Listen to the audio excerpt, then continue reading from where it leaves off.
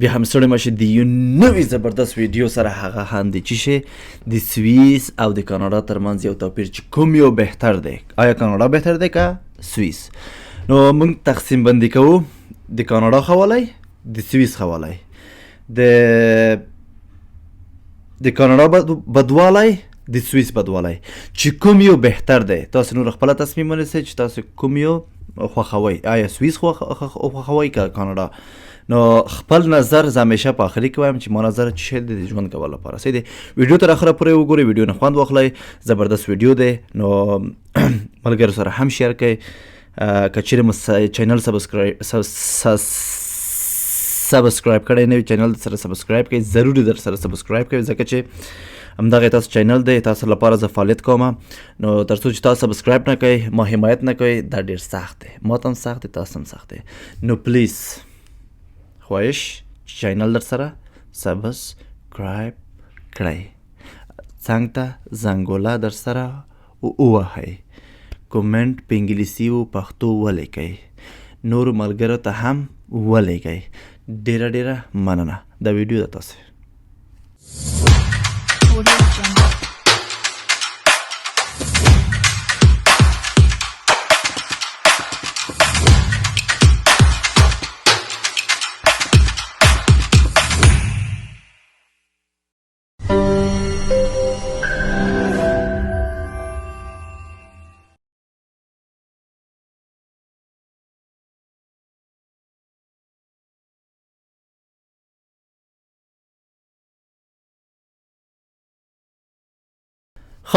راځو.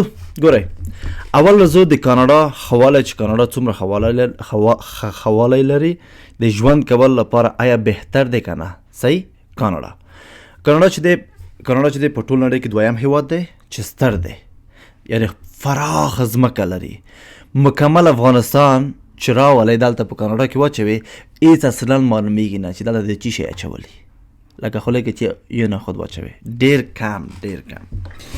اوف ما ځای سم نشو. خیر انشاءالله ډېر زر به زه یو سټډیو جوړ کړم، صحیح دی، سم تاسو لپاره. ښه، دا یو اول پوینټ. دویم، مهاجر پذیر دی. وبخئ ساعت مې خراب شو. مهاجر پذیر دی ځکه چې نفوس کم دی او مساحت ډېر دی، صحیح دی.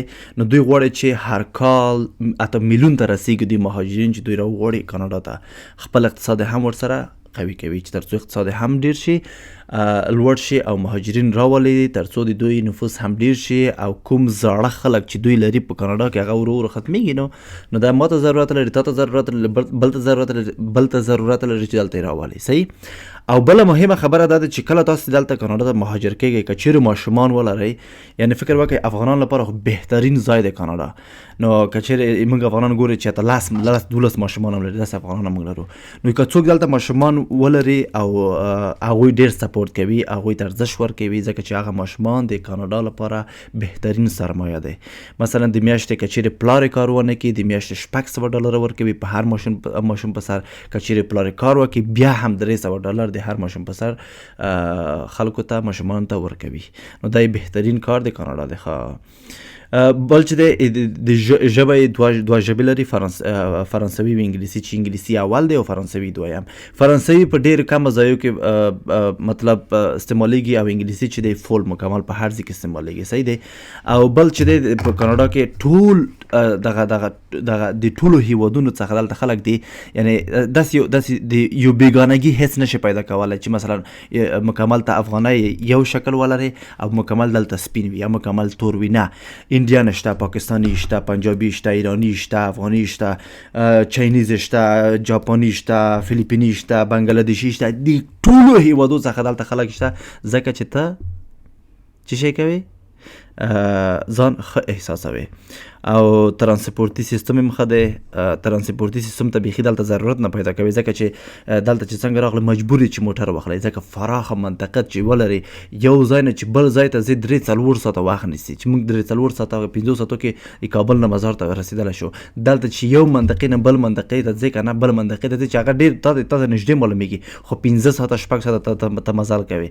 یعنې فکر وکړه یو بیچ ته چې ځې، ساتري لپاره یو ځای ته ځې، نو دلته ضرور دی چې موټر واخلئ، حتما یې اخلئ. دلته چې هر څوک راشي موټر اخلي. صحیح دی. نو دا د کاناډا حواله او دلته کار هم شته، ساختماني کار، دفتري کار، بزنس، آنلاین بزنس، هر ډول بزنس کولی شي په دې شرط چې ته ښه دماغ ولرې. دغه و د کاناډا حواله. اوس راځو د سویس حواله ته. صحیح.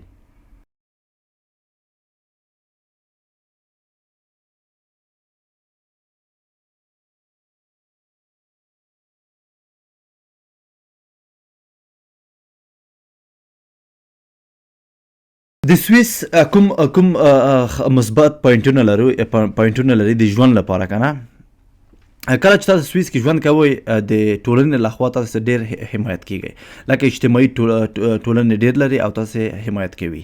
نو دې په خاطر سویس دغه پوینټ کې لږ زره مخته دی د کاناډا نه. صحي بیمه کله چې تاسو په سویس کې وئ د بیمې لپاره هم د یو ښه سیستم لري تر څو خلک چې څوک مریض کیږي هغه اتومات ډاکټر ته وړي او یعنی ډېر بخښونه یې فری دی. یعنی صحي بیمه یې بهترین دی د سویس. ترانسپورټي خو ترانسپورټ خو د سویس دی. کله چې ته سویس کې ګرځې چکر وایې په هر ځای کې ترانسپورټ شته، پوهېږئ، په هر ځای کې دومره خوندور ترانسپورټ لري چې حد نه لري. کله چې تاسو سویس کې ګنې یو ځای ته ځئ، منطقې ته ځئ، بیرون دښتونه دشتې ګورئ، غټ مثلا غرونه ګورئ، ونې ګورئ، د مثلا حیوانات ګورئ. داسې یو ترانسپورټونه لري لکه کور غوانته، مکمل کور چې وي، کور کې چې پروت دی او تشناب لري، رستورانت لري، تخت لري چې ویده شي، ښه ښکلې لکچري کوټه لري. یعنې ترانسپورټ یې فوق العاده دی، فوق العاده. هر ځای په سویس کې ترانسپورټ فوق العاده دی، فوق العاده. یو بل حواله د سویس هغه دی چې نورو هیوادونو سره مرزونه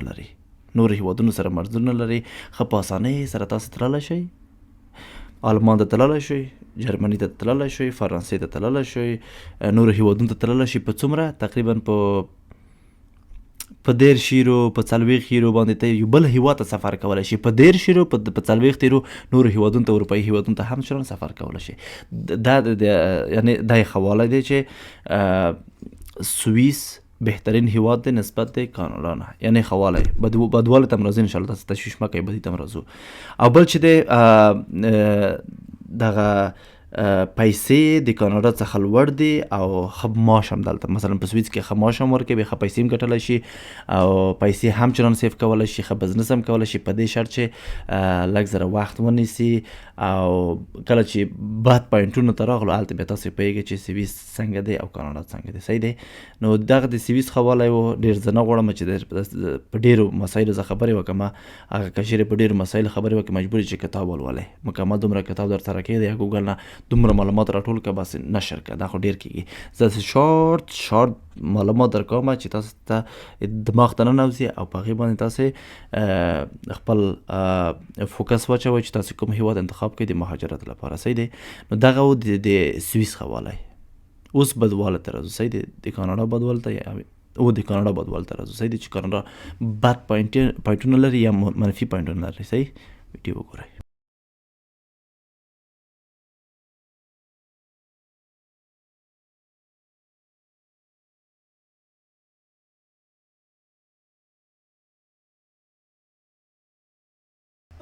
د کاناډا بدوالی زړه خو مې نه کېږي چې د کاناډا بدي ووایم، خو بیا هم نه کېږي، مجبور یم ووایم ځکه چې لري خامخا لري.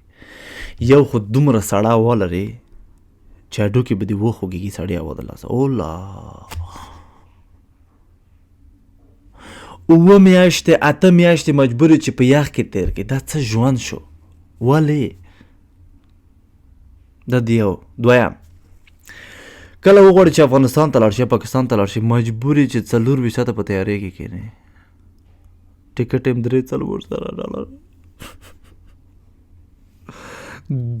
یخ سر دنیا کې اوسېږو خلکو. دومره وریا دي، دومره وریا چې یوازې امریکا سره مرز لري. او خدای دا ډېر سخت دی، باور وکړئ سخت دی. څوک زړه نشي ښه کولی چې زر افغانستان ته لاړ شي او یا هم نورو هیوادونو ته لاړ شي. دلته مجبور یې چې تر اخره پورې پیسې وګټې، نورو هیوادونو ته چکر نشي تللی. او پیسې کمې ګټې، مصرف ډېر دی دلته. دا هم په یاد ولرئ. کله چې غواړئ چې مزدوري وکړئ پیسې کمې ګټې او مصرف ډیر دی صدقه مشم، ډیر زیات مصرف دی دلته پیږي کنه، ډیر زیات. آیا راځئ کاناډا ته؟ نه راشئ، خو راشئ ځان ورسوئ. د کور کرایې ډیرې دي، مصارف جګ دی. په دغه کوم کال کې چې زه راغلی په دې یو کال کې خو هغه د کور کرایې خو بیخي لوړې شوي دي. خو دا خلک خبرې کوي چې کله زه خبرې ورسره وکړم وایي دا ټیټېږي بیرته، وایي دا ټیټېږي، دا تر اخره پورې داسې نه وي. ترانسپورتي مشکلات هم لري، ځکه چې کله چې وغواړي چې یو ځای نه بل ځای ته لاړ شي ډېر وخت نیسي، ډېر زیات وخت نیسي. نو هغه د سویس په شان لکچري او یا هم لوکس ترانسپورتي سیستم نه لري، خو بیا هم ښه دی. یوازې کاناډا د یخ مسله دی او یا هم د لرې مسله ده چې لرې دی، نوره بهترین هیواد دی، باور وکړئ. نو که چیرې یخ سره لګیږي او غواړي چې داسې آرام ژوند وکړئ، لرې د هر څه نه، د جنجالونو د هر څه نه دلته راشئ، مشکل نه لري. دا و د کاناډا چې زه پکې اوسېږم، د کاناډا بدوالی صدقه مشم. صحیح دی؟ چینل در سره سبسکرایب چې هیر نه کوئ، ګورئ هیر نه کوئ.